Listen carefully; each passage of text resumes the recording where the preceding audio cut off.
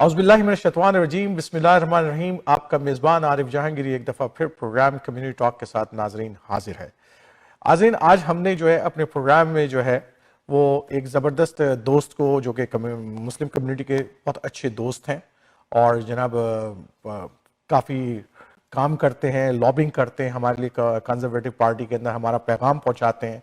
And we see him as a great ambassador and the friends of the Muslim community. I invited him today, the MP of the Sherwood Park, Fort Saskatchewan, Alberta, Garnett Genius, here in our studio in Community Talks, and we want to talk him some very relative questions that Muslim community always ask. And not only we are the part of this mosaic of the Canadian society, and we are also suffering from so many financial issues, so many housing crisis issues, so many things. We are also the part of this whole combat. But we will have to ask some also the tough questions regarding the Islamophobia, regarding that what's going on in the Middle East, and those questions I will going to ask with Garnett Genius today.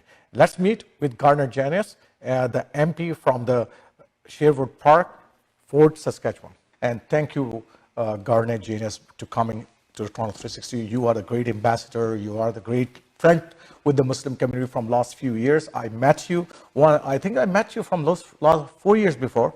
First time when you are doing the Uyghur. You are working for one of the organization, Muslim organization, and about the human rights issue of the Uyghur. So that time, I think I was the first time I take the interview for you.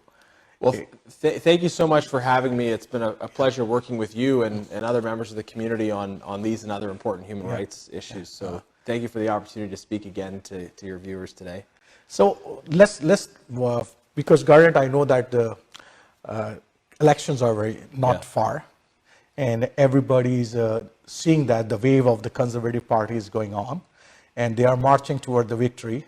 I hope that up till now, all the signs are there. It is written on the wall that the Conservative Party is really winning the next federal election. So, but there are some hot issues that the Conservative, not only the Muslim community, but everybody want to know from the Conservative Party, because those are very, very near and dear to everybody in the middle class especially. So first and most important question, you know that the financial issues what's going on. The middle class family cannot bring the food on the table for their families, even though both of the family members are working, but it's very difficult time. So how the Conservative Party deal with that? Yeah, thank you. That's a critical question, and we're certainly not taking anything for granted when we look at the next election. But I think what we are seeing is that after 8 years of NDP Liberal policies, things are not working. Life is more expensive than ever before. Also, there's been an escalation of crime and division in our communities. People are seeing the impacts of NDP Liberal policies. They see that they're not working, and Canadians are looking for a change, and they're responding to the optimistic, hopeful alternative that's being offered by Conservatives under the leadership of Pierre Poilievre. Now, when it comes to affordability, this is an issue that our leader zeroed in on even before he was leader, how the policies being pursued by the government were going to drive inflation and make life less affordable. And those policies included massive deficit spending that started before the pandemic and has continued well into the present. The accumulated debt that's been run up by this government over the last 8 years is more than the accumulated debt of all of the previous prime ministers of Canada from 1867 until 2015. And as a result of that, debt servicing costs are up. Remember when the finance minister, the Liberal finance minister said, don't worry, interest rates are low so we can borrow. Well, now interest rates are high and they continue to borrow. The debt servicing costs have jumped significantly now. we're going to be spending this year more on debt servicing than the federal government will transfer to the provinces on healthcare. We're giving at the federal level, we're giving more to bankers for debt servicing than we're spending on healthcare. So what's the solution? Well, we are going to control spending by instituting a dollar for dollar rule. Every new dollar of spending that the government spends has to come from somewhere. You have to get the money from somewhere, which Definitely. means you have to identify an area to take that dollar away from. And we've seen ballooning costs in areas like outside consultants and subsidies to the media. And I think there's a lot of room where we can offer. Where we can redirect those funds to things that actually matter to Canadians. And then just quickly on some other affordability issues, the carbon tax. The government intends to quadruple the carbon tax over time. Our plan is to axe the tax and provide that relief to Canadians. The carbon tax right now, it hits Canadians on multiple levels. It hits the farmer who grows the food, it hits the trucker who transports the food, the grocer who sells it, and the family who buys their groceries. So they're seeing multiple impacts in the goods they purchase of the carbon tax. But my question is, Garnett, to you, that if this is necessary to bring, we have to control the environment or not. Yeah. That's very important too as well, right? Well, because the Liberal government is saying that this carbon tax is justified because they want to control the environment, right? Because they don't want to destroy the whole environment. Right. So how you address that? Well, I think the carbon tax was an experiment that didn't work, right? Liberals have failed to meet their climate change objectives. And simply the reason why it hasn't worked is because when the theory of the carbon tax was if you tax things, people will use less of them. But that doesn't apply to essentials, right? There are things that people need. Heating your home is not an option in this climate. Buying food, transporting food, these things are not luxuries. These things are essential. So while applying higher taxes to these goods, these things that Canadians need, has not led to a reduction because Canadians need them. And this is why the Liberals are now doubling down on their failure by saying they're going to increase taxes further. Our approach is to combat climate change by emphasizing technology, not taxes. That when you look at history, the times when there's been dramatic changes in the use of technology or energy, it's when people have had alternatives, right? Hybrid system is working very well everywhere. So they control the climate change anyhow. There are so many things that's going on. So one more question to you, Garnett, is that because Pierre said that we have such a big land in Canada everywhere, free land is there, but still we have the housing crisis. Why? And the prices are so high, right? This is the other piece of the affordability issue is the housing, such a critical issue. And it comes down to this: we need more homes built. If we consistently do not have enough homes built, then the price is going to go up. And we have been able to identify the critical problem here, which is the cost of government gatekeeping and regulation preventing homes from getting built. So we are going to bring in a plan that emphasizes removing the gatekeepers and federal leadership to drive solutions here. The Trudeau government has completely failed on this. They've been doing a lot of photo ops recently, but they're not getting results. And they're trying to pass the buck to say, well, as Justin Trudeau said, it's not really a federal area of responsibility. Well, a Prime Minister Poilievre is going to put requirements on municipalities to get housing built and tie that to federal infrastructure dollars. If we're spending federal infrastructure dollars on a transit system for a city, there better be housing beside, above, all around that transit station. And if municipalities don't meet the targets we're going to set, then they're going to lose infrastructure funding. So if they exceed it, they're going to get a bonus. So one of the questions regarding this is, because the housing relate to the population. If the population increase, then the housing also need increase.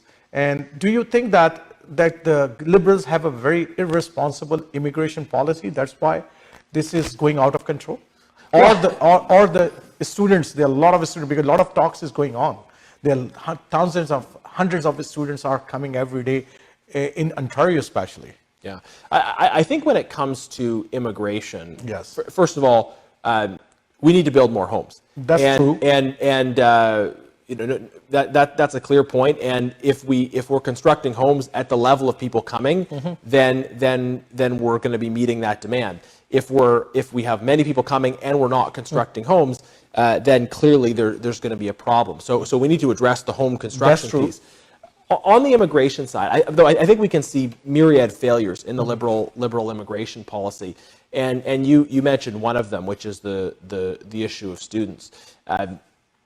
We have a majority, actually, of the international students who come to Canada are not going to universities, right? Yes. They're coming for, and in some cases, they're going to very good, very reputable technical colleges. But there are also, I think, many examples where there have been examples of fraud. For example, I dealt with a case where we did some advocacy for students. The students were defrauded. They were given fake college acceptance letters. But subsequently, after they'd been in Canada for years and the government hadn't caught it, suddenly the government was threatening them with deportation, when really it was a government failure to identify that these were fake college acceptance letters. So we have students that are victims of fraud. We have instances of institutions that are, I think, not at an appropriate standard. And we've got such a large number of people coming in this student category without the government also collecting data on this. So I submitted a question to the government asking for data on how many students are actually completing their program of study, how many students are dropping out, how many students are dying, how many are dying by suicide. So you get the answer of that or not? And they said we don't collect data on that. Oh. They're not collecting data on it. This is the A, right? Yeah. So everything is in the fake environment. We created all those things, and now we don't have any results. We don't have any data. What's going on, right? So the point is, immigration needs to meet Canada's needs, right? So that means filling skill gaps we have. It means welcoming people as refugees, as there are community organizations that are able to and ready to welcome them. It means having people that are able to deploy specific skills, and having people come to Canada in proportion to the needs and the ability of our society to accommodate that. We are so enriched by immigration as a country. The liberal failure has been to I think wreak havoc on the system, fundamentally by not structuring so many aspects of it properly. So I think we need a government that's going to come in, restore confidence in the immigration system by fixing these problems. So coming back to the Muslim community, specific to Muslim community, I will ask about the bills later, and definitely in the end about your two important bills, and we will definitely talk about it. But let's talk about one of the major issues that's going on, and after 9/11, I can say, and any incident happen in the world that reflections comes here as well, Islamophobia. Yeah. And the present government also recognized that when there is Islamophobia, some data is there that how many people are there. So I know that Conservative Party, Muslims thinks that Conservative Party is against Muslim community. Number one question is that. So how can you address this issue as a Conservative Party member? Well, I think you kind of go back into the now relatively distant past. You can see certainly some mistakes that our party made, and there was, I think, a real effort as well by the Liberal Party to create division between our party and the Muslim community, and there's continued to be that effort on the Liberal Party to create division, often based on misinformation and complete fabrication.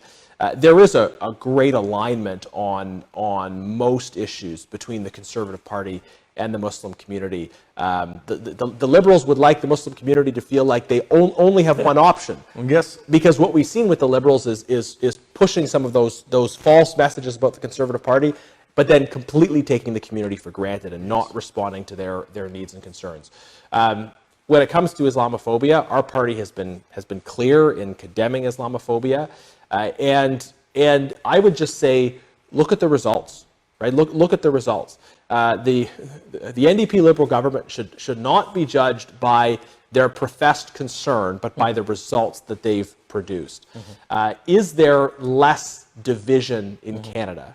Is there less of a concern today about Islamophobia than there was 8 years ago? I would submit that the concerns have grown, that the sense of fear of violence and division has grown, and there's a lot of factors that impact that. But we need a government that is going to solve this problem. And one area I think is just tackling crime in general, right? We see a significant increase in violent crime, hate crime, and other crime. And so we have, Conservatives started the security infrastructure program that provides support to mosques and other houses of worship for their security needs. But we also need to ensure that those who commit violent crimes are actually in prison. Sure. And that the Liberals made changes to the bail system after they took office that made the bail system much more lenient and has led to repeat violent offenders being out on the streets to a much greater extent. So condemning Islamophobia, jail, not bail for repeat violent offenders, support for security for mosques, houses of worship, community centers, and important buildings for other communities as well. That's exactly my question. The next questions to you, Garnett, is that because I know that when the Conservative governments last time come, and there are a lot of incidents happen that some youngsters are put into the jail and later they will find out they are innocent. But so when there's a Muslim community or any youngster, they are very harsh punishments are there, but the other communities are not taking that way. So that's the fear I feel the Muslim communities still have that time. So how I know that Pierre yourself is more now. I see that as a friends. Are you trying to minimizing the gap between the Muslim community and the Conservative Party? You're doing the great job, I can say that. But but I want to listen from people. Want to listen from my audience. Want to listen from you that how you want to do that on that. Yeah. Well, look, I think the criminal justice system needs to be fair and equal in its treatment of all people. It needs to provide security equally as well to all Canadians. And for a while there was this movement of defunding the police, right? And we're against that. We believe that law enforcement plays a critical role in keeping our society safe. And we have also had people in our party like Ron Chinzer was a candidate for the Conservative Party who has really pioneered helping young people involved in gangs, for example, to exit those gangs and be able to move into productive position in society. So, but what we've emphasized is having a consistent, clear standard around those repeat offenders, right? Okay. We're not talking about a young person who makes a mistake who should have a chance. I know that one of the bill you mentioned, C-257, is actually the protecting against the discrimination based on the political belief. So what's this all about? Because I know that you are behind that bill as well. Yes, thank you. So I put forward Bill C-257. And this is a bill that would amend federal human rights legislation to add a political belief and activity as prohibited grounds of discrimination. People might be surprised to know that there's actually that's not already the case. That if a person is fired, if they're denied service on the basis of other criteria, faith, sexual orientation, marital status, race, then they can bring complaints forward to human rights bodies. But if somebody is fired because they're a conservative, or if they're engaging in lawful activism on some other issue, and they're told we're not giving you a bank account because we don't like your belief on. And it's happened in the Liberal government as well. You know that there are a lot of people are really targeted because they have the very conservative values, right? Yeah.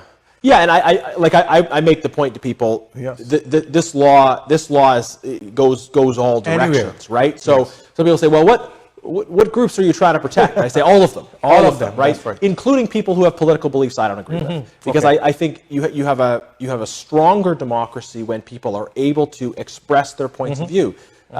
obviously peacefully and obviously within certain general and obvious parameters. But if we have a situation where employers are firing people, where people have bank accounts frozen or denied to them, where these kinds of consequences are imposed as a result of their political beliefs or political activity, then it really chills the opportunity to have meaningful dialogue and exchanges about issues. We need to really cultivate this ability to have difficult conversations, but to treat each other with respect. I think that the acrimony we see that sometimes emerges where people try to punish each other for having a different point of view is not healthy. And we can come to an understanding, including on some of the very difficult issues we face, if we acknowledge how important political beliefs are to people, and how we should respect those and dialogue about them, challenge them, but not seek to punish people personally for their political views. So I have two more questions, Garnett, with you. One question is regarding the parents' rights, right? Yes. So you know that Muslims, especially Muslim community, very concerned about the parents' rights. Yes. In the education system, especially because we feel that in our public education systems, our children are not getting the values that we are focusing in our homes, and they have no control. So what Conservative Party really want to do, or there are something already in the parliament going on? Yeah, absolutely. Great question. Conservatives believe very much in the importance of parental involvement in the lives of their children.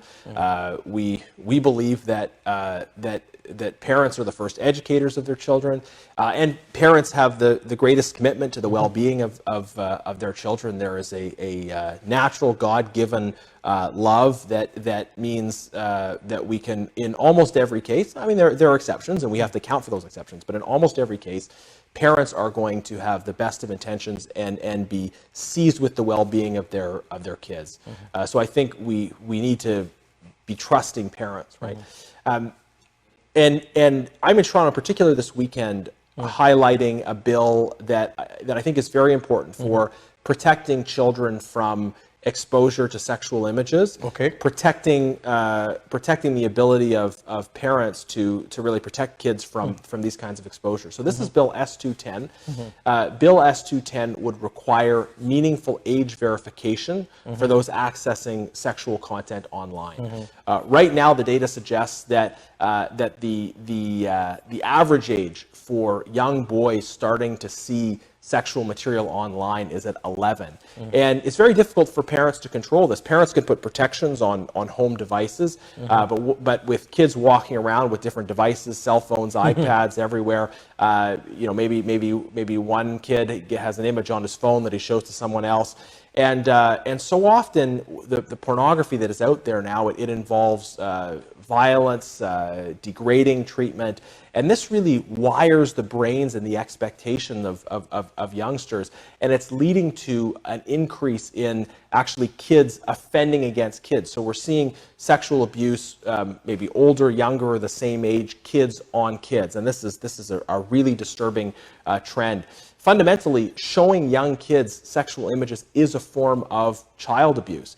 And I know in conversations with the Muslim community, there is such an appreciation for the importance and value of innocence, of letting kids be kids, and of not pushing sexual ideas or images at kids, but letting kids be kids, letting them focus on learning and playing and protecting them from these kinds of images. But right now, the reality is there is no requirement for meaningful age verification. So we have this bill put forward by Senator Duchesne in the Senate, sponsored by MP Karen Vecchio from London in the House of Commons. And it has passed second reading. Interesting on this one that the Conservatives, the NDP, and the Bloc supported the bill. So that allowed it to advance. But and it was unanimous in the Senate. So every senator and all three opposition parties supported it. The Liberals, most of the Liberals, including the Liberal cabinet, voted against this bill, which I think is just bizarre and inexplicable. We need to get more awareness out there about Bill S210, and I would encourage everybody to learn more about the bill and push your member of parliament to support Bill S210, protect our kids from the abuse and the exposure to these violent images. So one last question, Garnett, before I let you go, and really I thank you once again that you are in the Toronto 360 TV. But one of the concerns, definitely, you know what's going on in the world nowadays. Yeah. There is a conflict going on in the Middle East, right? Yeah. And I know that our Canadian government have their specific standing on that one, but I, as a Conservative Party members, so I just want to ask that, are you going to, Conservative Party are going to support the two-state solution in that area or not? Yes. As a foreign policy. Yeah. Thank you for the question. The Conservative Party supports a two-state solution.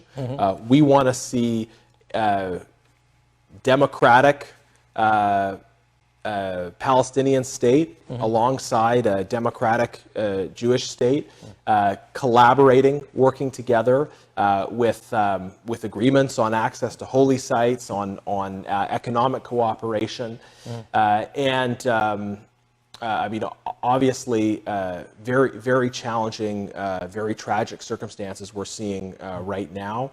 But yes, we support a two-state solution, and we hope to see the realization of that as soon as possible. So thank you, Garnett, for giving the time to Toronto 360 TV. And Garnett is the Sherwood Park, Fort Saskatchewan, Alberta MP, and he's doing the great job in the Parliament. And I think so. We want to see him in the next election as well, in the Parliament as well, as a great ambassador of the Muslim community and a great friend. Thank you very much once again. Thank you. So inshallah, we will come back again with the Community Talk, with the next program, with the next episode, with the new guest. And I hope that until then, Assalamu alaikum wa rahmatullahi wa barakatuh.